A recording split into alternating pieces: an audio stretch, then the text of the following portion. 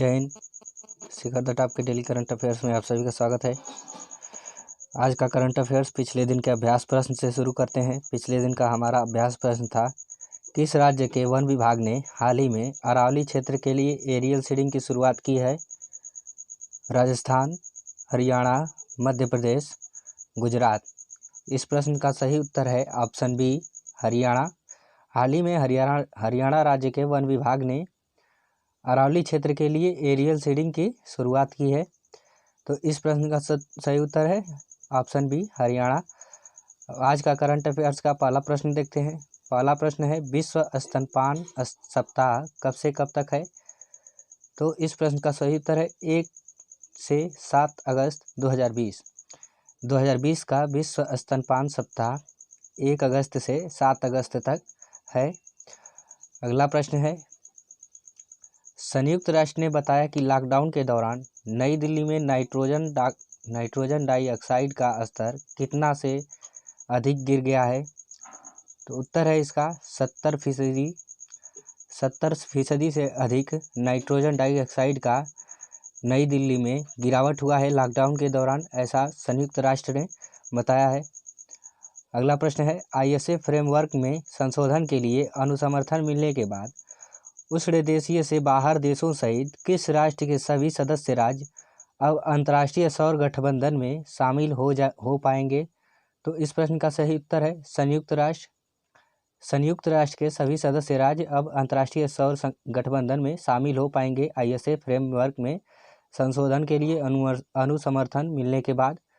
ये उष्ण देशीय से बाहर देशों सहित संयुक्त राष्ट्र देश के सदस्य राज्य अब अंतर्राष्ट्रीय सौर गठबंधन यानी ISA में शामिल हो पाएंगे। तो इस प्रश्न का सही उत्तर है संयुक्त राष्ट्र।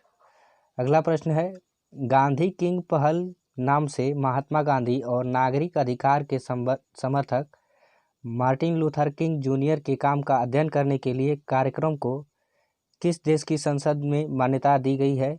तो इस प्रश्न का सही उत्तर है संयुक्त राज्य अमेरिका। संयुक्त राज्य अमेरिका में गांधी किंग पहल नाम से महात्मा गांधी और नागरिक अधिकार के समर्थक मार्टिन लूथर किंग जूनियर के काम का अध्ययन करने के लिए संयुक्त राज्य अमेरिका में संसद में मान्यता प्रदान की गई है। अगला प्रश्न है, 31 जुलाई 2020 को कौन सी कंपनी सऊदी अरामको कंपनी को पीछे छोड़ दुनिया की सबसे मूल्यवान सार्वजनिक रूप से सूचीबद्ध कंपनी बन गई? तो इस प्रश्न का सही उत्तर है एप्पल इंक। 31 जुलाई 2020 को Apple ink company Saudi Aramco company को पीछे छोड़ दुनिया की सबसे मूल्यवान सार्वजनिक रूप से सूचीबद्ध कंपनी बन गई। इस प्रश्न का सही उत्तर था एप्पल इंक। अगला प्रश्न है, कृषि से कार्बन उत्सर्जन को कम करने के लिए केंद्र सरकार ने किस राज्य में ग्रीन एग परियोजना की शुरुआत की है? और हाल ही में मिजोरम राज्य में कृषि से कार्बन उत्सर्जन को कम करने के लिए केंद्र सरकार ने राज्य में ग्रीन एग परियोजना की शुरुआत की है। तो इस प्रश्न का उत्तर है मिजोरम। अगला प्रश्न है, ग्रीन एग परियोजना किन 5 राज्यों में चलाई जाएगी? तो इस प्रश्न का उत्तर है मध्य प्रदेश, उड़ीसा, उत्तराखंड, मिजोरम और राजस्थान। इन 5 राज्यों में ग्रीन एग परियोजना चलाई जाएगी। मध्य प्रदेश, उड़ीसा, उत्तराखंड, मिजोरम और राजस्थान।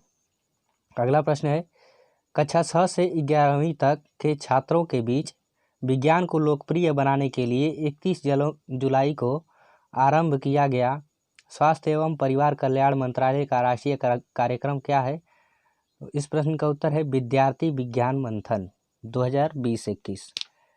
कक्षा 6 से 11वीं तक के छात्रों के बीच विज्ञान को लोकप्रिय बनाने के लिए 31 जुलाई को विद्यार्थी विज्ञान मंथन 2020-21 का आरंभ किया गया। यह स्वास्थ्य एवं परिवार कल्याण मंत्रालय का राष्ट्रीय कार्यक्रम है। अगला प्रश्न है, किस संगठन ने pan India 100 SARS-CoV-2 RNA genome sequencing कार्यक्रम को सफलतापूर्वक पूरा किया है? उत्तर है इसका जैव प्रौद्योगिकी विभाग। हाल ही में जैव प्रौद्योगिकी विभाग संगठन ने pan India 1000 SARS-CoV-2 RNA genome sequence कार्यक्रम को सफलतापूर्वक पूरा किया है। अगला प्रश्न है, भारत के 5 समर्पित कोविड-19 बायो रिपोजिटरी कौन से हैं? तो इस प्रश्न का उत्तर है THSTI यानी translational health science and technology institute Faridabad, institute of life science Bhubaneswar यानी ILS, institute of liver and biliary sciences New Delhi यानी ILBS, national centre for cell science या पुणे यानी NCCS और institute for stem cell science and regenerative medicine यानी stem Bangalore. यानी भारत के 5 समर्पित कोविड-19 bio repository THSTI Faridabad, ILBS New Delhi, NCCS Pune और स्टेम बेंगलोर हैं।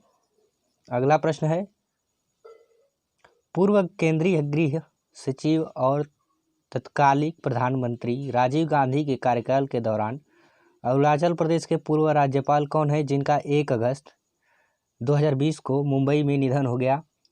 तो 1 अगस्त 2020 को राम प्रधान का निधन हो गया, जो पूर्व केंद्रीय गृह सचिव और तत्कालीन प्रधानमंत्री, जो बीते प्रधानमंत्री राजीव गांधी के कार्यकाल के दौरान अरुणाचल प्रदेश के पूर्व राज्यपाल रह चुके थे, उनका निधन हो गया।